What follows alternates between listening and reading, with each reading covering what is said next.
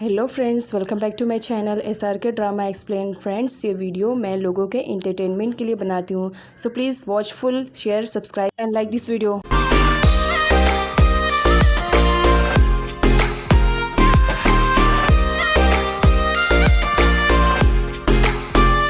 Part की starting वहीं से होती है जहाँ पर प्रीवियस पार्ट फिनिश हुआ था। मोए अपने डैड को कुछ बताती, उससे पहले टी आ जाता है और मोए से उसका फ़ोन छीन लेता है। मना किया था ना, तुम्हें किसी से भी बात नहीं करनी है, तो ये फ़ोन तुम्हें ढूंढने की क्या ज़रूरत थी? क्या इतना आसान है मुझसे बचकर जाना? मोए कहती है, देखो ये मेरा फ़ोन है, इसी वजह से मेरा फ़ोन मुझे रिटर्न कर दो। मुझे मजबूर मत करो कि मैं कुछ उल्टा सीधा तुम्हारे साथ करूँ। तब टी कहता है, तुम मेरे साथ उल्टा सीधा? मुझे डर नहीं लगता है। मोए टी से अपना फ़ोन छीनने लगती है। मुझे मेरा फ़ोन दो, मुझे यहाँ पर नहीं रहना है, तुम्हारे साथ तो बिल्कुल भी नहीं। फ़ोन की छीना झपटी में दोनों एक दूसरे के ही ऊपर गिर जाते हैं। तब यहाँ पर टी देखता है मोए डर रही है। टी मोए के और ज़्यादा क्लोज जाता है और उससे कहता है, तो मेरी बात शायद तुम्हें प्यार से समझ में नहीं आती है ना? कहा था मैं कहाँ पर हूँ इसके बारे में किसी को कुछ भी खबर नहीं देनी है, लेकिन फिर भी तुम तो वही करती हो जिस काम के लिए मैं मना करता हूँ। टी यहाँ पर मोए को धमकी देते हुए से कहता है, आज तो मैं सिर्फ तुम्हारे इतने ज़्यादा क्लोज आया हूँ, कल को मैं तुम्हारे साथ क्या कर बैठूँ इसके बारे में मैं कुछ भी नहीं कह सकता हूँ, तो ज़रा मुझसे लिमिट में रह कर के बात किया करो और जो कहूँ उतना ही किया करो। टी जाने से पहले मोए को उसका फ़ोन रिटर्न कर देता है। तुम पर ट्रस्ट करना चाहता हूँ, प्लीज़ मेरा ट्रस्ट कभी तोड़ने की कोशिश मत करना। इधर बेचारा नोब टी की वजह से अपनी हड्डी पसली तोड़वा रहा था, लेकिन फिर भी वो नहीं बता रहा था कि टी कहाँ पर है, क्योंकि उसने टी से प्रॉमिस किया था। लेकिन बहुत ज़्यादा मार खाने के बाद नोब को अपना मुंह खोलना ही पड़ता है कि टी कहाँ पर है। साथ ही उसे टी का नंबर भी देना पड़ता है, जिससे लास्ट टाइम उसने टी से बात की थी। अब इसके बारे में जब इनको मालूम पड़ता है, तब वो किम से कहती है कि कुछ भी हो जाए उसे उसका बेटा वापस ला कर के दो। आगे विन को दिखाया जाता है। विन की भी लाइफ में एक क्यूट सी गर्लफ्रेंड है जिसका नाम वेनेस है। वेनेस एक एक्ट्रेस है, मॉडल है, साथ ही एक सिंगर भी है। यहाँ पर वो विन को सरप्राइज देती है, तुम तो मुझसे मिलने के लिए आते ही नहीं हो, तो इसी वजह से मुझे ही तुम्हें सरप्राइज देना पड़ा। दोनों एक साथ काफ़ी अच्छे टाइम स्पेंड करते हैं। विन को वॉशरूम जाना था, इसी वजह से वो वेनेस को वहाँ पर वेट करने के लिए कहकर चला जाता है। वेनेस की टक्कर दाऊ से हो जाती है। दाऊ वेनेस को नहीं पहचान रही थी और ना ही वेनेस दाऊ के बारे में कुछ भी जानती थी। दोनों ही एक दूसरे के लिए अनजान थे। टक्कर लगने की वजह से वेनेस को बहुत ही ज़्यादा बुरा लगता है और वो दाऊ पर भड़क जाती है कि मिडिल क्लास लोग ऐसे ही होते हैं। तब यहाँ पर दाऊ को गुस्सा आता है। वेनेस को सबक सिखाने के लिए वो उसके हाथों में हथकड़ियाँ लगा करके वहाँ से चली जाती है और वेनेस दाऊ को साइको बोलती है। वेनेस अपने गुस्से पे कंट्रोल नहीं रख पाती है। उसके गार्ड्स आ करके उसकी हथकड़ियाँ निकालते हैं, लेकिन वो दाऊ से नेक्स्ट टाइम मिलेगी तो उसे सबक सिखाएगी, ऐसा उसका कहना था। दाऊ वी से प्यार करती है और बहुत जल्द वो दोनों एक दूसरे से शादी भी करने वाले हैं और इनकी फैमिली को भी इनके इस लव से कोई भी प्रॉब्लम नहीं है। दाऊ किसी और की नहीं बल्कि विन की ही सिस्टर है। विन को उसके स्पाई के थ्रू मालूम पड़ता है कि याकुरा गैंग के लोग ड्रग्स स्मगलिंग का काम कर रहे हैं और ड्रग्स कहाँ पर रखा हुआ है। जब वहाँ पर विन जाता है तो उसे सच में ड्रग्स मिल जाते हैं, लेकिन वो उन पर अटैक नहीं कर पाता है। इसी वजह से वो नेक्स्ट डे का डिसाइड करता है। जहाँ हर कोई अपनी लाइफ में हुए प्रॉब्लम की वजह से परेशान था, तो वहीं पर मोई की कंपनी को पा करके टी बहुत ही ज़्यादा खुश था। दोनों एक दूसरे की कंपनी को अच्छे से एंजॉय करते हैं। मोई टी से कहती है कि उसने उससे कुछ सवालात पूछे थे, तो क्या वो आंसर रिप्लाई करना ज़रूरी नहीं समझता है। तब टी मोई से कहता है, मैं माफिया गैंग का लीडर बनना चाहता था, जो कि मैं बन चुका हूँ। अब मेरा टारगेट है उस इंसान से रिवेंज लेना जिसने मेरे डैड को मारा है। मैंने हर रात अपनी मॉम को तड़पते हुए देखा है। टी फिर से स्ट्रेस में हो जाता है। मोई उसे स्ट्रेस से बाहर निकालने के लिए पानी उसके ऊपर फेंक देती है। टी उसकी तरफ देखता है, ये सब क्या कर रही हो? मोई कहती है, बस तुम्हारे साथ फन कर रही हूँ। टी मोई को उठा लेता है।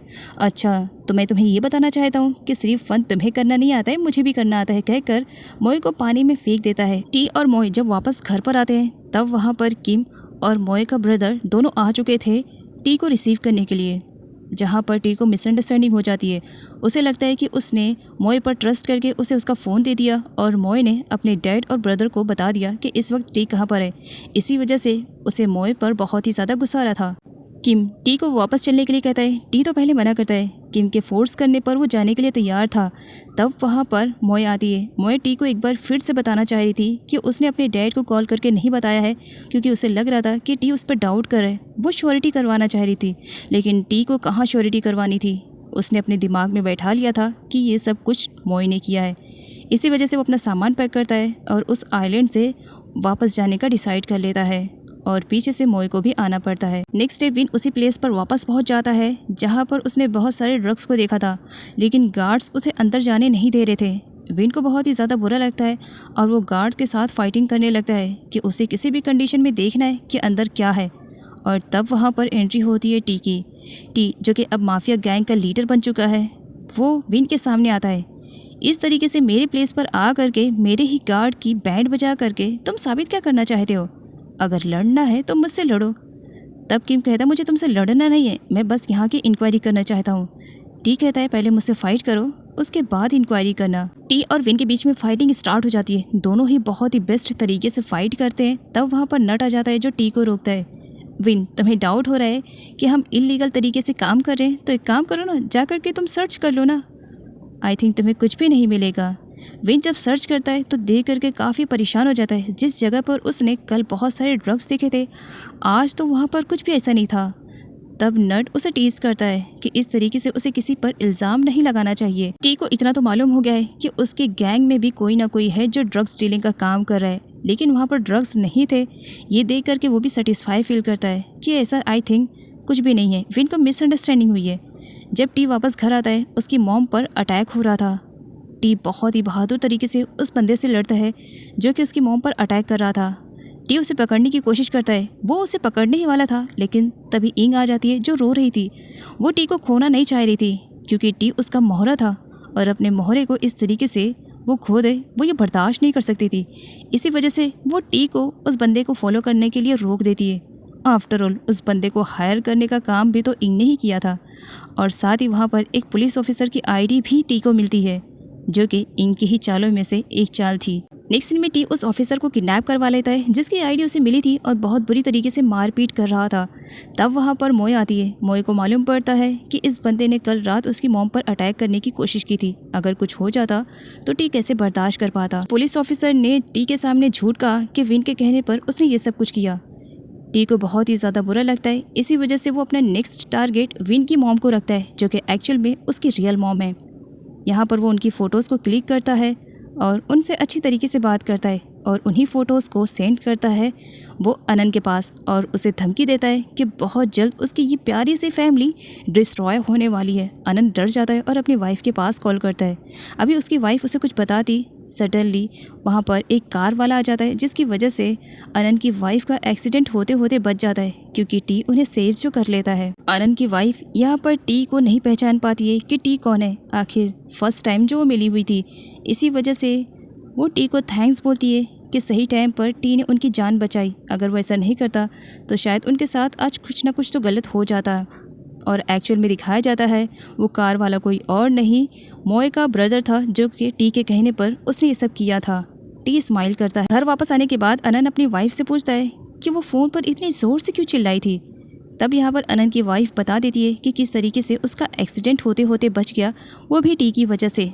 लेकिन यहाँ पर अनंत नहीं समझ पाता है कि उसकी वाइफ किस टी के बारे में बात कर रही है। दाऊ और वी दोनों ही अपने वेडिंग ड्रेस को ट्राई करने के लिए आए हुए थे।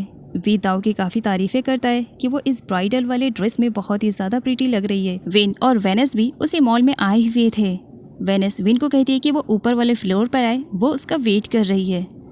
वेनस जाता उससे पहले वहाँ पर वो मोए को देख लेता है। मोए को देखते ही वो उसके पास बैठ करके बातें करने लगता है। बातों ही बातों में विन को टाइम का पता ही नहीं चलता है कि कितना ज़्यादा लेट हो गया है। वेनस उसका इंतज़ार कर रही है। वेनस नीचे वाले फ्लोर पर आती है जहाँ पर वो विन को किसी और लड़की के साथ देखती है।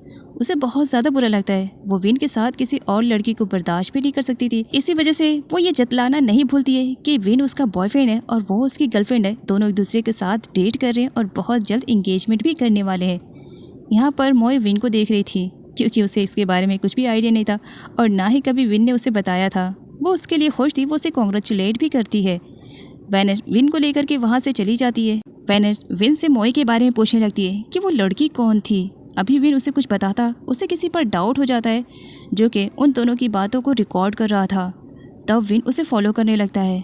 काफ़ी दूर फॉलो करने के बाद फाइनली वो पर्सन विन के हाथ लग जाता है। वो उसे अरेस्ट करके जेल में लेकर जाता है जानने के लिए कि आखिर किसकी वजह से ये सब कर रहा है। वेनस वॉशरूम में फ्रेश होने के लिए आती है जहाँ गलती से उसके पर्स से दाऊ हर्ट हो जाती है अब सॉरी बोलने के बजाय वेनिस उसी पर भड़की हुई थी और अपने पर्स के ब्रांड को लेकर के काफ़ी ज़्यादा परेशान हो रही थी। तब यहाँ पर दाऊ जब उसे देखती है तब दोनों ही शॉक्ड। वेनिस कहती है, ओह अच्छा, तो फाइनली तुम मुझे मिल गई हो, तुमसे उस दिन का भी हिसाब लेना है, और उसे दोबारा पर्स से हिट करती है। दाऊ को बहुत ही ज़्यादा बुरा लगता है। वो शांति से वहाँ से चली जाती है, जिस पर वेनिस को काफ़ी प्राउड फील हो रहा था। लेकिन तभी दाऊ वापस आती है और बकेट में पानी भर करके वेनिस के ऊपर डाल देती है। इतनी इंसल्ट काफ़ी रहेगी कहकर चली जाती है और वेनिस एकदम गुस्से में, पागल, तुम्हें तो मैं छोड़ूंगी नहीं, एक बार तुम बस मेरे हाथ लग जाओ, साइको। मॉल में दाऊ से मोई मिल जाती है। वो उसे हाइड करती है क्योंकि सामने से वेनिस जो आ रही थी, वेनिस उसे ढूंढ रही थी कि एक बार बस वो लड़की मुझे मिल जाए, फिर मैं बताती हूँ। वीपी दाऊ के पास आता है। दाऊ से बताती है वेनिस के बारे में कि किस तरीके से उसने उसे पर्स से हिट किया, तो बदले में उसने भी पानी से भरा हुआ बकेट उसके ऊपर डाल दिया है। मोए, जो कि पहले भी वेनिस से एक बार मिल चुकी थी और उसे मालूम पड़ चुका था कि ये विन की गर्लफ्रेंड है, वो इसके बारे में दाऊ को बताती है। दाऊ सर पे हाथ रख लेती है, क्या ये मेरे बिग ब्रदर की गर्लफ्रेंड है और इसके बारे में मुझे मालूम नहीं? पता नहीं आगे क्या होएगा। विन जेल में लाने के बाद उस बंदे को बहुत ज़्यादा टॉर्चर करता है, उससे ये पूछने के लिए कि आखिर किसके कहने पर वो विन पर नज़र रख रहा था और उसकी बातों को रिकॉर्ड कर रहा था। लेकिन वो बंदा तो अपना मुंह खोलने के लिए भी तैयार नहीं था। बेचारा नोब बहुत बुरी तरीके से मार खाया था। सेवेंट उसकी केयरिंग करती है। नोब देखता है कि टी आ चुका है। वो टी के पास जाता है और उसे बता देता है कि वो टी के बारे में नहीं बताना चाह रहा था, लेकिन उसने उसकी बॉडी पे पूरे निशान तो देख ही लिए होंगे। मजबूरी में आ करके उसे बताना पड़ा। टी को यहाँ पर सच्चाई के बारे में पता चलता है। उसकी मिसअंडरस्टैंडिंग दूर होती है कि वो गलत समझ रहा था मोए को। मोए ने कुछ भी नहीं बताया है, बल्कि नोप ने बताया था। आधी रात गई टी मोए के घर पर जाता है और उसे आवाज़ें देने लगता है। मोए बाहर निकलती है। अब गला फाड़ने की इतनी क्या ज़रूरत है, आ गई हो सामने, बताओ क्या काम है। तब टी कहता है, मुझे भूख लगी है।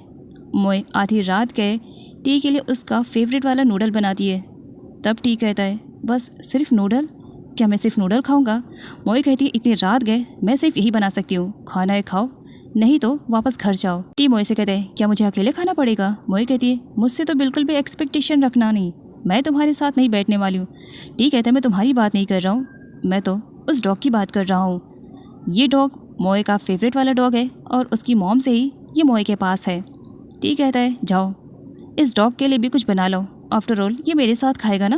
नूडल खाने के बाद भी टी वहाँ से नहीं जा रहा था। मोए कहती है, अब भी कुछ काम बाकी रह गया क्या करने के लिए? टी कहता है, मुझे मूवी देखना है। तब मोए कहती है, इतनी रात गए, और टी की ज़िद को पूरा करना पड़ता है। मोए उसके साथ बैठ करके मूवी देखती है।